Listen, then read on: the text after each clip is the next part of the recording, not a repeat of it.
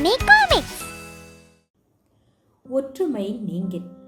அந்த மிகப்பெரிய காட்டில் காட்டெருமைகள் ஒற்றுமையாக வாழ்ந்து வந்தன. அதனால் சிங்கம், புலி போன்றவை அவைகளை வேட்டையாட முடியாமல் தவித்தன. காரணம், ஒரு எருமையை தாக்க சிங்கம் முயன்றால் எல்லா காட்டு எருமைகளும் வந்து சிங்கத்தை தாக்கி கொன்றுவிடும். அதனால் சிங்கம், புலி போன்றவை காட்டெருமைகளை நெருங்க பயந்தன.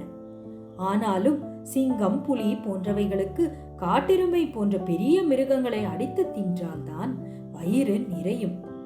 ஆகையால் காட்டு எருமைகளை நெருங்க வழி தெரியாமல் தவித்தன. இது தெரிந்து கொண்ட ஒரு நரி சிங்கத்திடம் ஒரு டீல் பேசியது. நீ எங்களை கொல்லாமல் இருந்தால் காட்டெருமைகளை தனியே பிரித்து உங்கள் வலையில் எப்படி சிக்க வைக்கிறேன் என்பதை பாருங்கள் என்றது. சிங்கமும் அதற்கு ஒத்துக்கொண்டது. நரி தன் வேலையை தொடங்கியது. நரி மிகப்பெரிய கொம்புகள் உள்ள எருமையை பார்த்து கேட்டது, இவ்வளவு வலிமையும் கொம்பும் உள்ள நீ ஏன் உன் இனத்துக்கு தலைவனாக கூடாது? உன் கம்பீர நடையில், பார்வையில் ஒரு எருமைகளின் ராஜா ஒளிந்து இருக்கிறார் தெரியுமா? நரி அப்படியும் இப்படியும் புகழ்ந்து அந்த எருமைக்கு ஆசையை தூண்டிவிட்டது. உண்மையிலேயே அந்த எருமைக்கு தன் இனத்துக்கு ராஜா ஆக வேண்டும் என்ற எண்ணம் வந்துவிட்டது.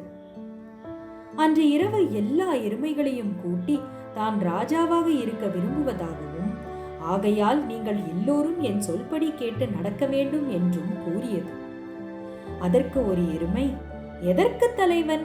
நாம் எல்லோரும் ஒற்றுமையாக தானே இருக்கிறோம். ஆகையால் தலைமை என்பது வேண்டாம். அது நம் இடத்தில் உயர்வு தாழ்வை உருவாக்கி நம்மை பிரித்துவிடும் என அழுத்தமாக சொன்னது. ஆனால் யார் கேட்பது? இப்படியாக எருமைகள் இரு கோஷ்டிகளாக பிரிந்து ஒன்றுக்கொன்று சண்டையிட்டுக் கொண்டன. நரிக்கு தான் வந்த வேலை முடிந்துவிட்டது என்று அது சிரித்துக் கொண்டு சென்றது. அடித்துக் கொண்ட எருமைகள் ஒவ்வொன்றாக ஒற்றுமையாக இல்லாமல் பிரிந்து மேய ஆரம்பித்தன. இதுதான் சந்தர்ப்பம் என்று சிங்கங்கள் தனித்து மேய வந்த எருமைகளை அடித்து திங்க ஆரம்பித்தன.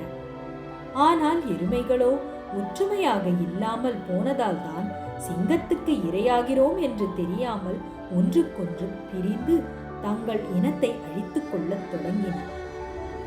பார்த்தீர்களா குழந்தைகளே, ஒற்றுமையின்மை எவ்வளவு பெரிய கஷ்டங்களை உருவாக்குகிறது.